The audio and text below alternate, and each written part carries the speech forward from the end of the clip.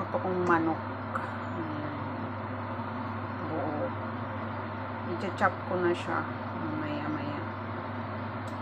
Ayan siya, guys. Ganyan po ang pagluto namin ng soy sauce chicken dito sa Hong Kong. Buo talaga siya. Saka na namin i-chop pag luto na siya. Tapos, yung remaining sauce niya, nilalagay din po namin yan. Ayan, buo na po siya. Iko-fry po namin yan until brown po yung balat. Saka namin igigisa ulit ng ginger, garlic, shallot, at kung ano-ano pang gusto mong ilagay, bahala ka na. Bahala ka na rin magtimpla. Ayan. Ilalagyan ng dark soy sauce, sugar, yung rock sugar, at saka